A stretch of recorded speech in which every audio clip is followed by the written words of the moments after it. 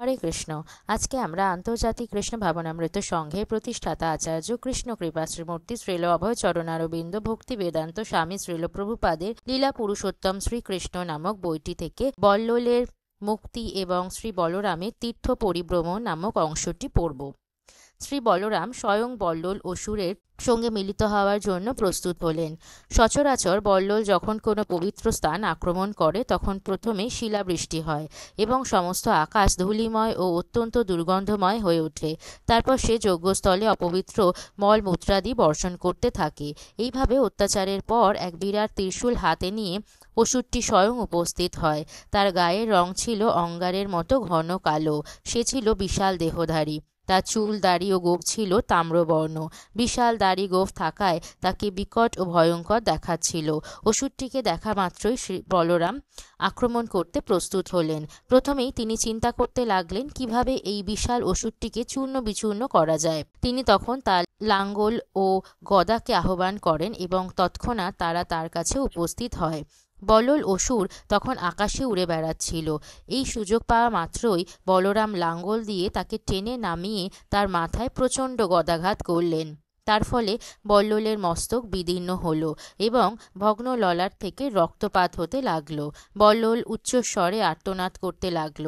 পবিত্র ব্রাহ্মণদের যজ্ঞশালায় উৎপাত সৃষ্টিকারী বল্লল বজ্রাহত অরুণ বর্ণ গিরিশৃঙ্গের মতো এইভাবে ভূমিতে পতিত হয়ে বিধ্বস্ত হল। বল্লল অসুরবধ দেখে নৈমিষারণ্যবাসী শাস্ত্রজ্ঞ মুনি ঋষি ও ব্রাহ্মণরা অত্যন্ত তুষ্ট হলেন এবং তারা শ্রী বলরামের অনেক স্তব স্তুতি করলেন। শ্রী বলরামকে আন্তরিক শুভেচ্ছা জানিয়ে তারা সকলেই স্বীকার করলেন যে তার কোনো প্রচেষ্টাই ব্যর্থ হবে না। অসুরদের জয় করার পর দেবতারা যেরকম স্বর্গরাজ্যে ইন্দ্রের অভিষেক করেন, ব্রাহ্মণ ও মুনি ঋষিরাও তখন সেইভাবে শ্রী বলরামের অভিষেক করলেন। অপূর্ব সুন্দর চিরস্থায়ী অম্লান পদ্ম, বৈজন্তী মালা, দিব্য বস্ত্র ও অলঙ্কারাদি সেই সঙ্গে তারা শ্রী বলরামকে উপহার প্রদান করলেন। তারপর শ্রী বলরাম মুনি ঋষি ও ব্রাহ্মণদের অনুমতি নিয়ে অন্যান্য ব্রাহ্মণ সহ কৌলিকী নদীর তীরে গেলেন। এই পবিত্র স্থানে স্নান করে তিনি সরয়ূ নদীর উৎপত্তি স্থলে গিয়ে তা দর্শন করলেন। এই সরায়ু তীর ধরে ভ্রমণ করতে করতে ক্রমে তিনি গঙ্গা, যমুনা ও সরস্বতী সঙ্গম স্থান প্রয়াগে উপস্থিত হলেন। এখানে তিনি নিয়মিত স্নান করে স্নানীয় হরি মন্দিরে পূজা করলেন এবং বৈদিক শাস্ত্র অনুযায়ী ঋষি ও পিতৃপুরুষদের উদ্দেশ্যে তর্পণও করলেন। ক্রমশ তিনি পুলহ ঋষির আশ্রমে পৌঁছে সেখান থেকে তিনি গণ্ডকী ও গোমতী নদীর তীরে গেলেন। তারপর তিনি বিপাশা নদীতে স্নান করে সোন নদীর তীরে এলেন। বিহার প্রদেশে আজও এই সোন নদী প্রবাহিত হয়ে চলেছে। সোন নদীতে তিনি স্নান করলেন এবং তারপর বৈদিক ক্রিয়াকর্ম সম্পন্ন করলেন। আবার যাত্রা শুরু করে তিনি ক্রমশ গয়া তীর্থে উপস্থিত হলেন। এখানে একটি বিখ্যাত বিষ্ণু মন্দির আছে। পিতা বসুদেবের উপদেশ অনুযায়ী এই বিষ্ণু মন্দিরে তিনি পিতৃযজ্ঞ করলেন। গয়া থেকে তিনি গঙ্গা ও সাগরের মিলন স্থল পবিত্র গঙ্গাসাগর তীর্থের উদ্দেশ্যে যাত্রা করলেন। প্রতি বছর প্রয়াগে মাঘ মেলায় সুবিশাল সাধু সমাবেশের মতো এখানেও প্রতি বছর জানুয়ারি মাসের শেষ দিকে আজও বহু পুণ্যাত্মা ও সাধুদের এক বিরাট মেলা হয়। গঙ্গাসাগরে স্নান ও বৈদিক ক্রিয়াকর্ম সম্পন্ন করে তিনি মহেন্দ্র পর্বতের দিকে অগ্রসর হন। এখানে তিনি শ্রীকৃষ্ণের অবতার পরশুরামকে দর্শন করেন ও অবনত মস্তকে তাকে শ্রদ্ধা জানান। এরপর দক্ষিণ ভারত অভিমুখী হয়ে তিনি গোদাবরী তীরে উপস্থিত হন। গোদাবরীতে স্নান ও বৈদিক ক্রিয়াকর্ম করে তিনি ক্রমশ অন্যান্য বেনা, পম্পা ও ভীমরথী প্রভৃতি নদী পরিদর্শন করেন। ভীমরথী নদীর তীরে কার্তিকেয় স্বামীর মন্দির আছে। কার্তিকেয় স্বামীকে দর্শন করে শ্রী বলরাম ক্রমশ মহারাষ্ট্র প্রদেশের শৈলপুর তীর্থের দিকে অগ্রসর হন। শৈলপুর মহারাষ্ট্রের বৃহত্তম জেলাগুলির মধ্যে অন্যতম। তারপর তিনি দ্রবিড় দেশের দিকে যাত্রা করেন। দক্ষিণ ভারত 5 ভাগে বিভক্ত হওয়ায় তাকে পঞ্চদ্রবিড় বলা হয়। উত্তর ভারতও পঞ্চগৌর নামে 5 ভাগে বিভক্ত। এই দ্রবিড় প্রদেশেই বর্তমান যুগে শ্রেষ্ঠ আচার্য শঙ্কর, রামানুজ, মধ্ব, বিষ্ণুস্বামী ও নিম্বার্ক আবির্ভূত হন। পঞ্চগৌড়ের একাংশে বাংলায় শ্রী চৈতন্য মহাপ্রভু আবির্ভূত হন। দ্রবিড় দেশ বা দক্ষিণ ভারতের সবচেয়ে বিখ্যাত তীর্থ হচ্ছে বেঙ্কটাচল। জনসাধারণের কাছে এখানকার শ্রীবিগ্রহ বালাজি নামেই পরিচিত। বালাজিকে দর্শন করে তিনি বিষ্ণু কাঞ্চির দিকে অগ্রসর হন। সেখান থেকে কাবেরী নদীর তীর ধরে তিনি অগ্রসর হতে থাকেন। পবিত্র কাবেরী নদীতে স্নান করে ক্রমে তিনি বিশ্বের বৃহত্তম মন্দির রণক্ষেত্রে উপস্থিত হন। এই মন্দিরে বিষ্ণু বিগ্রহ রঙ্গনাথ নামে পরিচিত। রঙ্গক্ষেত্রের মতো এত বিশাল না হলেও বৃন্দাবনে সেরকম একটি রঙ্গনাথজির মন্দির আছে। বিষ্ণুকাঞ্চি যাওয়ার পথে তিনি শিবকাঞ্চিও দর্শন করেন। রণক্ষেত্র দর্শনের পর তিনি দক্ষিণ ভারতে পরিচিত মথুরা নগরীর দিকে ক্রমে অগ্রসর হন। তারপর তিনি সেতুবন্ধের দিকে গমন করেন। এখানেই ভগবান শ্রী রামচন্দ্র ভারত থেকে লঙ্কা পর্যন্ত একটি পাথরের সেতু নির্মাণ করেছিলেন। এই পবিত্র তীর্থে শ্রী বলরাম স্থানীয় ব্রাহ্মণ পুরোহিতদের 10,000 গোদান করেন। বৈদিক প্রথা হচ্ছে কোনো ধনবান ব্যক্তি তীর্থে গেলে স্থানীয় ব্রাহ্মণদের গো, অশ্ব ও বস্ত্রালঙ্কার দান করেন। এই কলিযুগে তীর্থ দর্শন করে স্থানীয় ব্রাহ্মণ পুরোহিতদের প্রয়োজনীয় দান সামগ্রী প্রদান করার পন্থাটি বিশেষ অবনতি হয়েছে। জনসাধারণ বৈদিক সংস্কৃতির প্রতি তেমন শ্রদ্ধাশীল নয় বলে ধনী ব্যক্তিরা আর পূর্বের মতো তীর্থস্থানের প্রতি আকৃষ্ট হয় না। এদের উপর যারা বিশেষভাবে নির্ভরশীল সেই ব্রাহ্মণ পুরোহিতরাও তীর্থযাত্রীদের প্রতি কর্তব্য কর্মে অবহেলা করছে। তীর্থস্থানের এই ব্রাহ্মণ পুরোহিতদের পাণ্ডা বা পণ্ডিত বলা হয়, অর্থাৎ পূর্বে তারা সকলেই শাস্ত্রজ্ঞ ব্রাহ্মণ ছিল এবং তারা তীর্থযাত্রীদের তীর্থস্থানের মাহাত্ম্য এবং ভগবত দর্শনের উদ্দেশ্য ও লক্ষ্য ব্যাখ্যা করত। এইভাবে পারস্পরিক সহযোগিতার মাধ্যমে উভয়ই উপকৃত হতো। শ্রীমদ্ভগবতের বিবরণ থেকে আমরা স্পষ্টতই জানতে পারি যে বিভিন্ন তীর্থক্ষেত্রে পরিভ্রমণের সময় শ্রী বলরাম যথাযথভাবে বৈদিক রীতি পালন করেছিলেন। সেতুবন্ধে গোদান করে শ্রী বলরাম কৃতমালা ও তাম্রপর্ণী নদীর দিকে অগ্রসর হলেন। শুদ্ধতার জন্য প্রসিদ্ধ এই দুটি নদীর পূর্ণ সলিলে তিনি স্নান করলেন। এরপর তিনি মলয় পর্বতের দিকে অগ্রসর হন। মলয় পর্বত অতি সুবিহিত ও সপ্তশৃঙ্গের মধ্যে অন্যতম। এই পর্বতে মহর্ষি অগস্ত্যের আশ্রম ছিল। তিনি অগস্ত্য মুনিকে দর্শন ও সশ্রদ্ধ প্রণাম করেন। অগস্ত্য মুনির আশীর্বাদ গ্রহণ করে ও তার অনুমতি নিয়ে তিনি তখন ভারত মহাসাগরের দিকে অগ্রসর হন। অন্তরীপের শেষভাগে কন্যাকুমারী নামে দুর্গাদেবীর একটি বিরাট মন্দির আছে।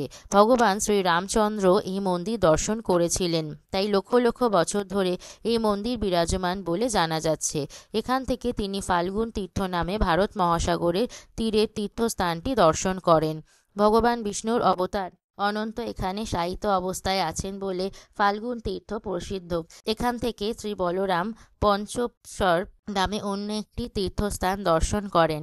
শাস্ত্রবিধি অনুযায়ী শ্রী বলরাম এখানেও অবগাহন করেন এবং বৈদিক ক্রিয়াকর্ম সম্পন্ন করেন। পবিত্র বৈষ্ণব তীর্থক্ষেত্র রূপে এই স্থানের খ্যাতি আছে। এই জন্যই তিনি স্থানীয় ব্রাহ্মণ পুরোহিতদের 10,000 গোদান করেন। কন্যাকুমারী থেকে শ্রী বলরাম কেরল প্রদেশের দিকে অগ্রসর হলেন। দক্ষিণ কেরল নামে আজও দক্ষিণ ভারতে এই অঞ্চল বিরাজ করছে। এই স্থান পরিদর্শন করে তিনি গোকর্ণ তীর্থে যান। এখানে দেবাদিদেব শিব নিত্যকাল ধরে পূজিত হয়ে আসছেন। এরপর শ্রী বলরাম একটি দ্বীপের মধ্যে অবস্থিত আর্যা দেবীর মন্দির দর্শন করেন এবং সেখান থেকে শূরপারক নামক স্থানে যান। এরপর তাপি, পয়ঞ্চি ও নির্বিন্ধাতে স্নান করে দন্তকারণ্যে আক্রমণ করেন। এই অরণ্যেই ভগবান শ্রী রামচন্দ্র বনবাস লীলা বিলাস প্রকাশ করেছিলেন। সেখান থেকে শ্রী বলরাম মধ্য ভারতের বৃহত্তম নদী নর্মদার তীরে উপস্থিত হন।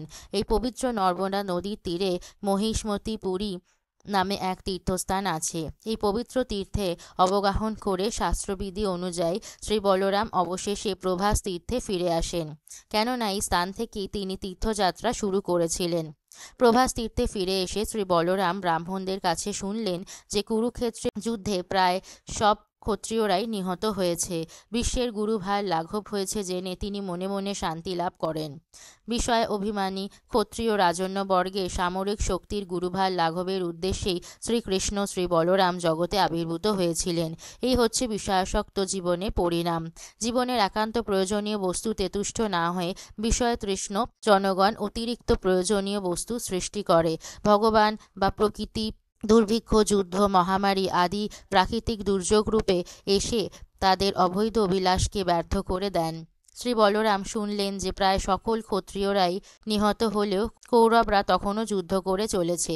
তাই ভীম ও দুর্যোধন যেদিন দ্বন্দ্বযুদ্ধ করেছিলেন ঠিক সেই দিনই তিনি যুদ্ধক্ষেত্রে ফিরে এলেন। উভয়ের সহিত ও হিতৈষী বলরাম চাইলেন তারা এই যুদ্ধ থেকে বিরত হোক, কিন্তু তারা বিরত হননি। শ্রী বলরাম সেখানে উপস্থিত হলে মহারাজ যুধিষ্ঠির, অনুজ, নকুল, সহদেব, শ্রীকৃষ্ণ ও অর্জুন তক্ষুনি তাকে সশ্রদ্ধ প্রণাম করলেন, কিন্তু তারা আদৌ কোনো কথা বললেন না। তাদের এইরকম নীরব থাকার কারণ হচ্ছে শ্রী বলরাম দুর্যোধনের প্রতি কিছুটা স্নেহপরায়ণ ছিলেন এবং দুর্যোধন শ্রী বলরামের কাছে গদাযুদ্ধ শিক্ষা করেছিলেন।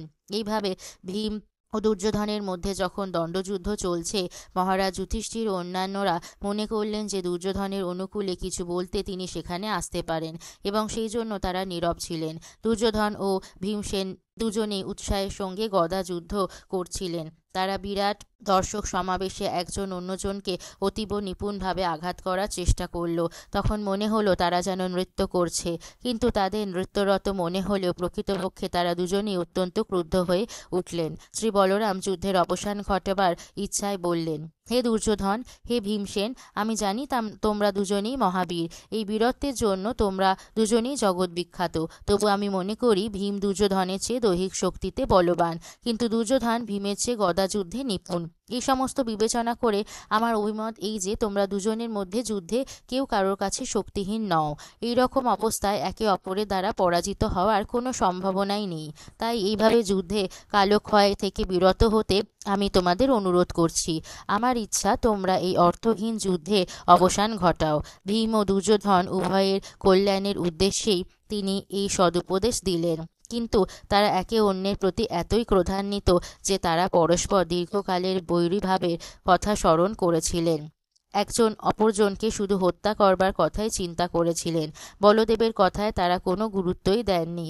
উভয়ই এতকাল ধরে পরস্পরকে যে দোষারোপ ও দুর্ব্যবহার করে আসছিলেন তা স্মরণ করে তারা প্রায় উন্মত্ত হয়ে উঠলেন। দুজনের পরিণতি ও ভাগ্যের কথা জানতে সক্ষম শ্রী বলরাম এই ব্যাপারে আর অগ্রসর হতে উৎসাহী হলেন না। তাই শ্রী বলরাম সেখানে থাকার চেয়ে বরং দ্বারকাপুরী ফিরে যেতে মনস্থ করলেন। শ্রী বলরাম দ্বারকায় পৌঁছলে উগ্রসেনের নেতৃত্বে স্বজন, বন্ধু ও বয়োজ্যেষ্ঠরা তাকে সানন্দে গ্রহণ করেন। প্রায় সকলেই তাকে অভ্যর্থনা জানাতে এলেন। এরপর শ্রী বলরাম আবার পবিত্র নৈমিষারণ্য তীর্থে চলে যান এবং মুনি, ঋষি ও ব্রাহ্মণরা দণ্ডায়মান হয়ে তাকে স্বাগত জানান। তারা বুঝেছিলেন ক্ষত্রিয় হলেও শ্রী বলরাম তখন যুদ্ধকার্য থেকে অবসর নিয়েছেন। শান্তিপ্রিয় মুনি, ঋষি ও ব্রাহ্মণরা এতে অতীব তুষ্ট হলেন। পরম প্রীতি ভরে আলিঙ্গন করে ওই পবিত্র নৈমিষারণ্যে নানাবিধ যজ্ঞানুষ্ঠান করবার জন্য তারা শ্রী বলরামকে উদ্বুদ্ধ করলেন। প্রকৃতপক্ষে সাধারণ মানুষের জন্য নির্ধারিত যজ্ঞানুষ্ঠান শ্রী বলরামের সম্পন্ন করার কোনো প্রয়োজনই নেই, কেননা তিনি হচ্ছেন পরমেশ্বর ভগবান। তাই ওই সকল যজ্ঞে তিনি একমাত্র ভোক্তা।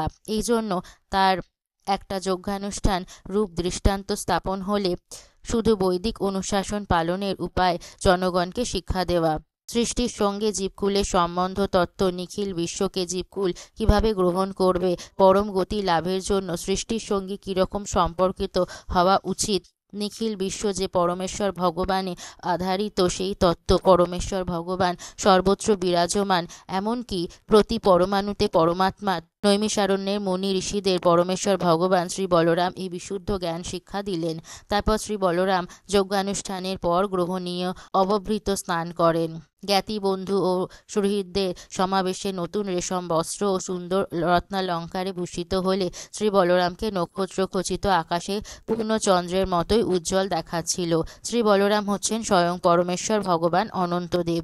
তাই তিনি অবাঙ্গন সগোচর নিজ উদ্দেশ্য সাধনের জন্য স্বেচ্ছায় মনুষ্যরূপ ধারণ ও মনুষ্যলীলা করতে জগতে অবতরণ করেন। তার এইসব কার্যাবলীকে তার দিব্য লীলাবিলাস রূপে শুধু আমরা বিশ্লেষণ করতে পারি। তার এই অনন্ত লীলাসমূহ কেউই গণনা করে শেষ করতে পারে না, কেননা তিনি সর্বশক্তিমান। শ্রী বলরাম হচ্ছেন আদি বিষ্ণু। তাই যে কেউ সকাল সন্ধ্যায় শ্রী বলরামে এই অপ্রাকৃত লীলাসমূহ স্মরণ করবে, সে নিশ্চয়ই পরমেশ্বর ভগবানের একজন শ্রেষ্ঠ ভক্তে পরিণত হবে এবং এইভাবে তার জীবন সর্বতোভাবে সফল হবে। ইতি লীলা পুরুষোত্তম শ্রীকৃষ্ণ গ্রন্থের বল্ললের মুক্তি এবং শ্রী বলরামের তীর্থ পরিভ্রমণ নামক অধ্যায়ের ভক্তি বেদান্ত তাৎপর্য সমাপ্ত হলো।